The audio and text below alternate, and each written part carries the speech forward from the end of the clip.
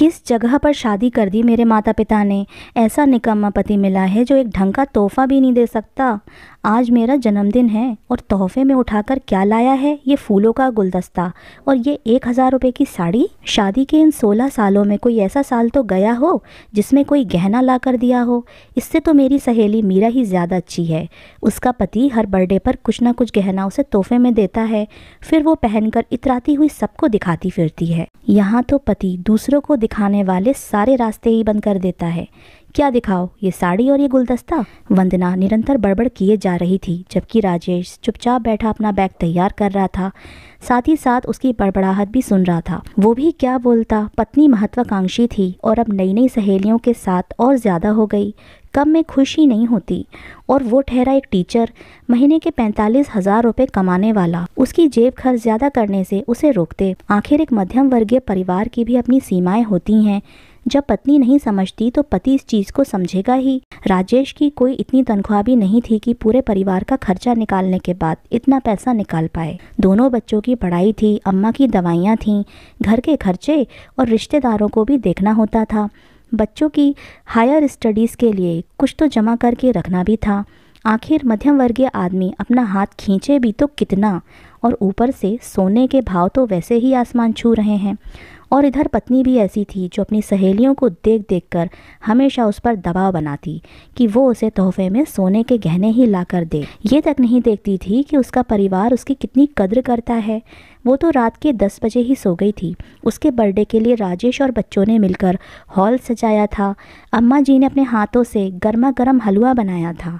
राजेश 10 बजे के बाद मार्केट जाकर खास उसके लिए केक लेकर आया था। सबको लगा था कि ये सब देखकर खुश होगी, पर नहीं।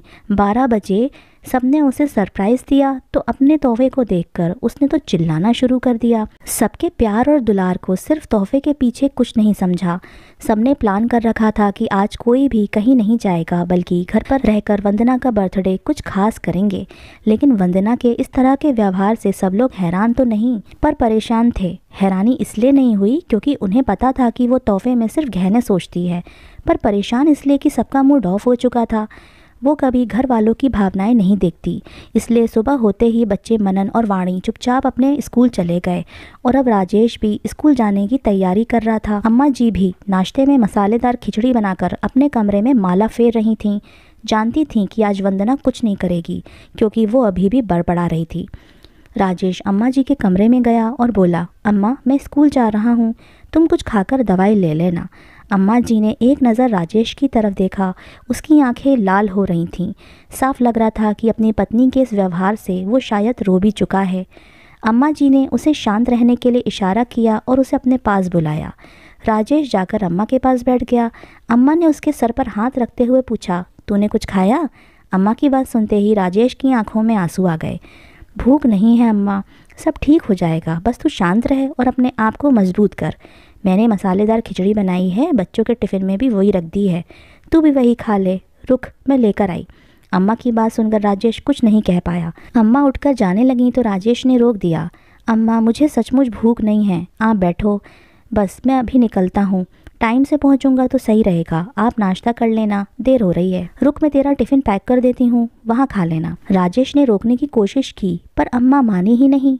रसोई में गई और खिचड़ी टिफ़िन में पैक कर दी और लाकर राजेश को दे दिया। याद से खा ही लेना, भूखा मत रहना और ज़्यादा सोच मत, है ना? अभी हम कमज़ोर हैं तो क्या हुआ, भगवान ने भी तो हमारी किस्मत में कुछ ही लिखा होगा। अम्मा उसके सिर पर हाथ फेरते हुए बोली। अम्मा को देखकर राजेश मुस्कुराते हुए वहाँ से रवाना होने लगा।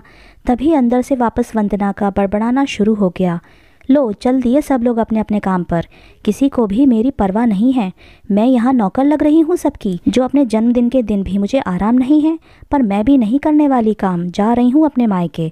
पता नहीं ऐसे लोग जो अपनी बीवी के शौक़ पूरे नहीं कर पाते तो शादी करते ही क्यों हैं। अचानक से ये शब्द राजेश के कान में पड़े तो दोबारा उसका मूड खराब हो गया। अम्मा तुम कहो तो तुम्हें मौसी के घर छोड़ दूँ, हम लोग तो चलो अपनी अपनी जगह चले जाएंगे, लेकिन तुम्हें दिन भर इसको झेलना पड़ेगा। कोई बात नहीं बेटा, तू चिंता मत कर, तू बस शांत मन से अपने काम पर जा। वैसे भी ये तो अपने मायके जा रही है तो शांति ही रहनी है, फिर बच्चे भी तो घर पर आएंगे, वो कहाँ जाएंगे। अम्मा ने कहा और राजेश को वहाँ से ऑफिस स्कूल के लिए रवाना कर दिया और अपने कमरे में आ गई। अभी राजेश को गए हुए कुछ देर ही बीती थी कि वंदना भी वहाँ से रवाना हो गई। वंदना के जाते ही अचानक अम्मा जी का मोबाइल बज उठा। किसी अजनबी का फ़ोन था। उसने कहा कि राजेश का एक्सीडेंट हो गया। अम्मा रोती हुई वंदना को फ़ोन लगाने लगी। वंदना ने फ़ोन उठाया लेकिन अम्मा जी की बात सुने बगैर ही बोलना शुरू कर दिया। अम्मा जी, आप चाहे कुछ भी कहें, मैं नहीं रुकने वाली। मैं अपने मायके जा रही हूँ। कम से कम आप लोगों से अच्छा जन्मदिन तो मेरे माता पिता ही सेलिब्रेट कर देते हैं। बहू वो, इसके आगे अम्मा जी बोल ही नहीं पाई क्योंकि वंदना ने फ़ोन काट दिया। अम्मा जी बार बार फ़ोन ट्राई कर रही थीं लेकिन वंदना ने फ़ोन नहीं उठाया। आखिर थक हार कर अम्मा जी पड़ोस में रहने वाली सुधा जी के घर पहुंची और वहां जाकर उस फ़ोन कॉल के बारे में बताया। अरे भाभी जी, कौन से अस्पताल में एडमिट कराया है? उसने ये नहीं बताया? मैंने तो पूछा ही नहीं, मेरे तो एक्सीडेंट का नाम सुनकर ही हाथ पैर फूल गए थे। अम्मा ने रोते हुए कहा, लाइए आपका फ़ोन दीजिए, मैं ज़रा फ़ोन करके पूछती हूँ उस नंबर पर। सुधा जी ने फ़ोन करके बात की और सारी इन्फॉर्मेशन इकट्ठा करके अम्मा जी को लेकर अस्पताल पहुंची। साथ ही अपनी बहू को राजेश के घर की चाबी दे दी ताकि जब दोनों बच्चे आ जाएं तो उन्हें घर की चाबी दे दे। अस्पताल पहुंचकर देखा तो राजेश के सिर पर हल्की सी चोट लगी थी और बाएं हाथ में फ्रैक्चर था। भगवान का शुक्र था कि उसे ज़्यादा चोट नहीं आई। अस्पताल जाकर भी अम्मा ने दोबारा वंदना को फ़ोन लगाया लेकिन उसने फ़ोन नहीं उठाया तो अम्मा ने भी थक हार कर फ़ोन लगाना बंद कर दिया। इधर बच्चे जब घर पहुंचे तो उन्हें पता चला कि राजेश का एक्सीडेंट हो गया, इसलिए अम्मा हॉस्पिटल गई हैं। तो 7 साल का मनन रोने लगा। यहाँ तक कि 15 साल की वाणी भी घबरा गई। तब सुधा जी की बहू ने अम्मा से वाणी की बात करवाई। अम्मा ने वाणी को समझाया कि ज़्यादा परेशान होने की ज़रूरत नहीं है, पापा को हल्की फुल्की चोट लगी है, शाम तक छुट्टी मिल जाएगी। तब जाकर वाणी को तसल्ली हुई और वो मनन को चुप कराते हुए घर ले आई और घर लाकर उसे कुछ खिला पिलाकर सुला दिया।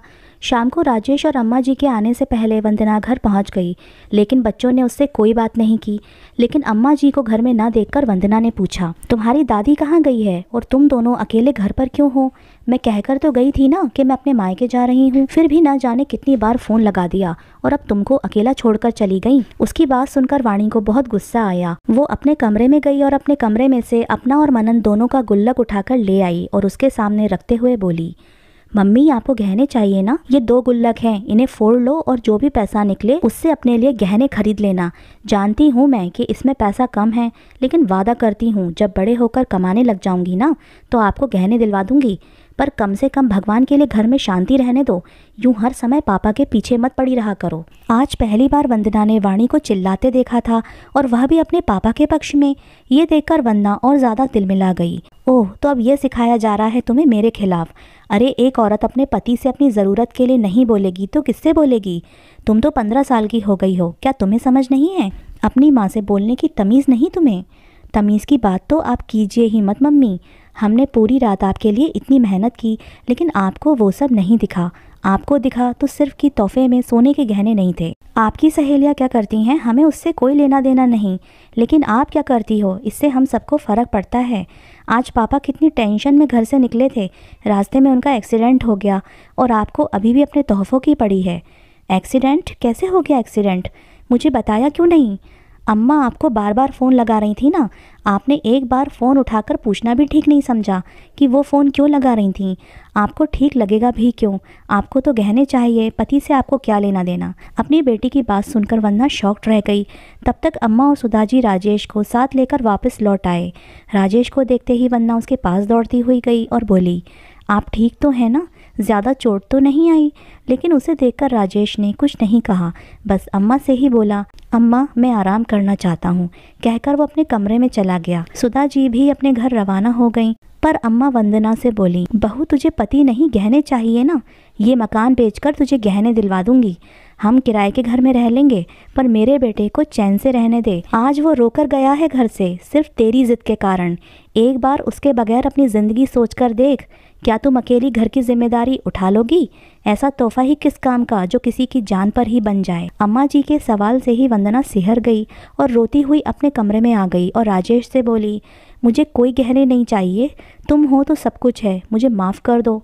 वंदना की बात सुनकर राजेश मुस्कुरा दिया। वंदना, तुमने मुझे समझा, वही बहुत है। हम मध्यम वर्ग के लोगों की अपनी एक सीमा होती है, हम कितनी ही कोशिश कर लें उसके आगे बढ़ ही नहीं पाते। बस, और मुझे कुछ नहीं चाहिए। और आखिर राजेश ने भी वंदना को माफ़ कर दिया। तो दोस्तों, कैसी लगी आपको हमारी ये कहानी? हमें कमेंट करके ज़रूर बताइएगा और हमारे चैनल को शेयर करना और सब्सक्राइब करना